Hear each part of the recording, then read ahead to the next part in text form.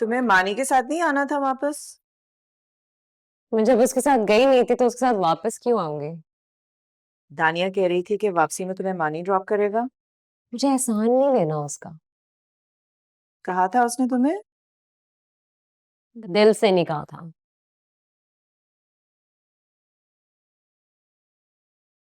दिल का हाल जानना आ गया तुम्हें? खैर, मैंने ये हलीम बनाई थी, जरा पप्पो की तरफ लेके जा रही हूँ। मानी को पसंद है इसीलिए। यूं ही समझ लो। नाराजगी तुम्हारी है मानी के साथ, मेरी तो नहीं। क्यों उठा रही है इतने लाड उसके? कोई फायदा नहीं होगा। उसे किसी की जरूरत नहीं है। मैं तुम्हारी तरह जल्दबाजी के फैसले नहीं करती, और ना ही मैं दूसरों के बारे में अपनी सोच इतनी जल्दी तब्दील करती हूँ। माँ, वो आपका दामाद नहीं बनेगा। आपकी मान क्यों नहीं लेती? बेहतर है इस बात का फैसला बड़ों को लेने दो। मैं ये दे आऊं? अच्छा, एक रिक्वेस्ट है मेरी। कभी भी उस घर में इस तरह मत जाइएगा जैसे आपकी आंखों में कोई इल्तिजा है। अगर ऐसा किया तो मेरी इंसल्ट होगी।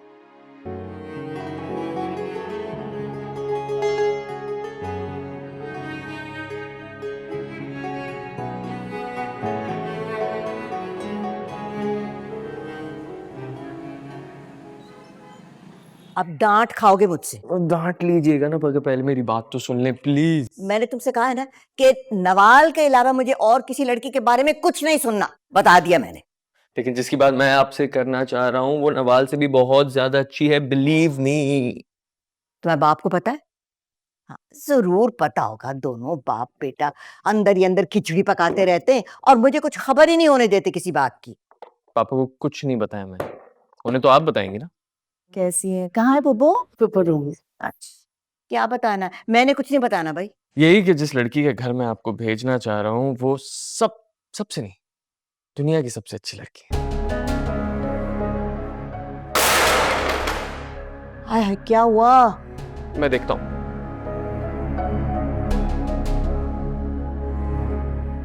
क्या हुआ बेटा? क्या मम्मी, यू ओके? बस चक्कर आ गया था। क्या हुआ? ओहो, छोड़ो छोड़ो बेटा, कोई बात नहीं। आओ, तुम ठीक हो ना? कम, इधर से आ जाओ। कम। आओ, बैठो बेटा, बैठो बैठो। हाउ यू फीलिंग, ओके ना? हाँ, मैं ठीक हूँ अब। लेकिन मेरी हलीम तो ठीक नहीं है। मैं और भिजवा दूंगी बेटा। अब तुम ऐसा करो कि रूबी के साथ जाओ और सबके साथ मिलके हलीम खाओ। दादो, इनके घर पे आपकी लाडली नवाल है, उसने मुझे देखा ना तो गोली मार देगी। और उसे मारना भी चाहिए, बल्कि जरूरत पड़े ना तो मैं खुद मार दूं। दादो, मैं चलती हूँ। बैठो बैठो, रुको एक मिनट। क्या सुना तुमने रूबी? यही कि आप लोग किसी लड़की के घर जाने वाले हैं मानी की ख्वाहिश पर। नहीं, बिल्कुल भी नहीं। उसने ऐसा कहा जरूर है, लेकिन हम नहीं जाएंगे। जाना पड़ता है पप्पो, जब एक लौती औलाद हो तो जाना ही पड़ता है, कभी सर झुकाकर और कभी हलीम पकाकर। दिल छोटा ना करो रूबी। देखो, नवाल इस घर की बेटी है, ये मेरा वादा है तुमसे। छोड़ें पप्पो, नवाल ने मुझसे कहा था कि अगर मेरी आंखों में कोई इल्तिजा नजर आई तो उसमें इसकी इंसल्ट है। मैं चलती हूँ।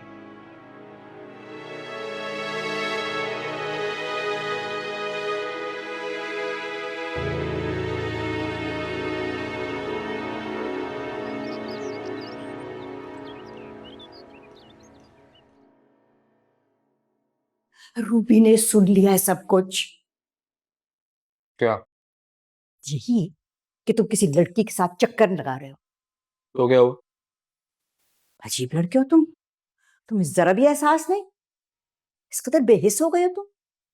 तुमने ये सोचा है कि रूबी पे क्या गुजरी होगी?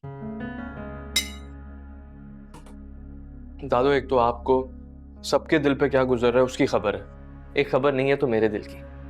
और तुम्हारे दिल की खबर मुझे रखनी भी नहीं है। वैसे भी जिस उम्र से तुम गुजर रहे हो ना, उस उम्र में तो दिल जो है बिल्कुल बेएतबार हो जाता है।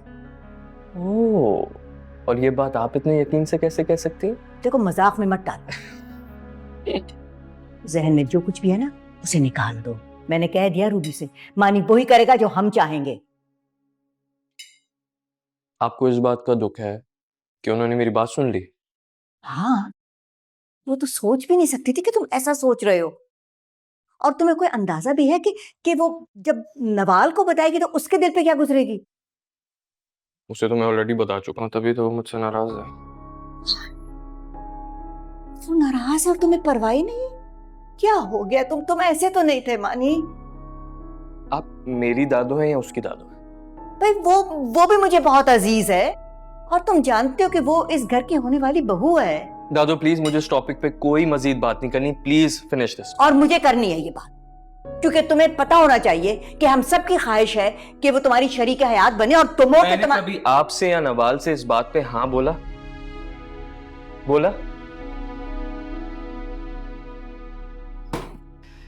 आपकी खामोशी ने मुझे सवाल का जवाब दे दिया मुझे। अब प्लीज इस बात को छोड़ दें दादो, प्लीज।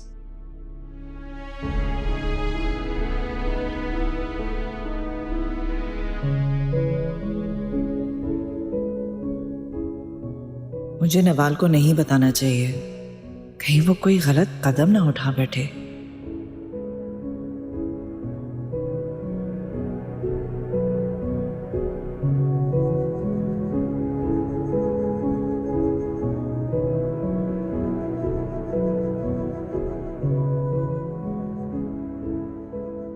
तो पता चल ही गया ना आपको? मैंने आपको पहले ही बताया था कि उसकी पसंद बदल चुकी है, लेकिन आपको तो बहुत यकीन था मानी पे। जो तुम समझ रही हो वैसी कोई बात नहीं है, और अगर है भी तो इसमें कहीं ना कहीं तुम्हारी ही कोताही है।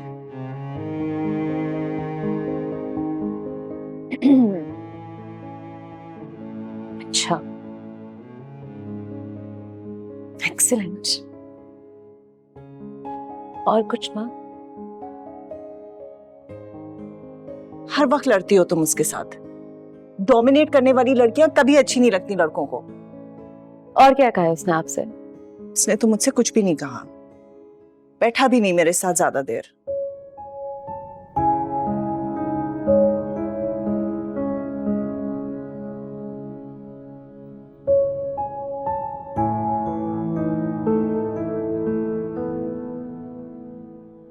माँ वो बहुत सेल्फिश है, हमारी दोस्ती भुला दी है उसने बहुत आसानी से।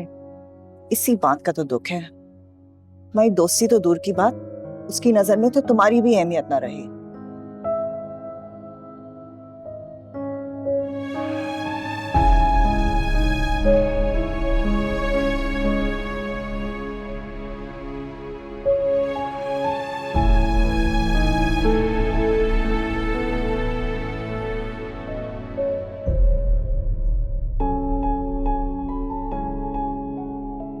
तुम्हें उस दर्द का एहसास है जो मेरी वजह से नवाल को पहुंच रहा है, लेकिन उस दर्द का कोई एहसास नहीं होता जो तुम्हारा एटीट्यूड मुझे देता है।